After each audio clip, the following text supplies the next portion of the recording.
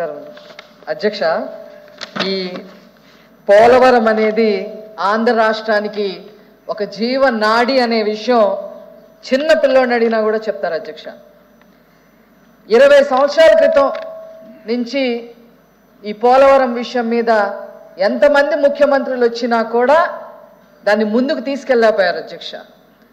నారా చంద్రబాబు నాయుడు గారు దాని మీద దృష్టి పెట్టి 2014 నుంచి 2019 లోపు అహర్నిశలు కష్టపడి సోమవారాన్ని పోలవరంగా మార్చుకొని ఒక్క రోజులో 35,000 క్యూబిక్ మీటర్ల కాంక్రీట్ వేసి గిన్నిస్ రికార్డ్ సృష్టించారు అధ్యక్ష. అలా 72% పూర్తి చేశారు అనేది జగమెరిగిన సత్యం అధ్యక్ష. తర్వాత జగన్మోహన్ రెడ్డి గారు వచ్చి పోలవరాన్ని గోదాట్లో కలిపేశారు అని లోకం మొత్తం కోడై కూస్తుంది అధ్యక్ష.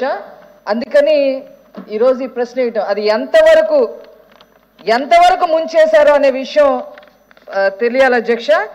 అలాగే 2014 నుంచి 2019 వరకు జరిగిన వర్క్స్, అలాగే 2019 నుంచి 2024 వరకు జరిగిన పనితీరు ఒకసారి మంత్రి గారిని వివరించవలసిందిగా కోరుతున్నాం అధ్యక్ష. అంతేకాకుండా రివర్స్ టెండరింగ్ పేరుతో, కమిషన్ల పేరుతో మరి మంత్రులుగా పనిచేసిన అనిల్ కుమార్ యాదవ్, అదేవిధంగా అంబటి రాంబాబు గారు పందికొక్కుల్లాగా మింగేశారని చెప్పి మీడియాలో చదివాం అధ్యక్ష.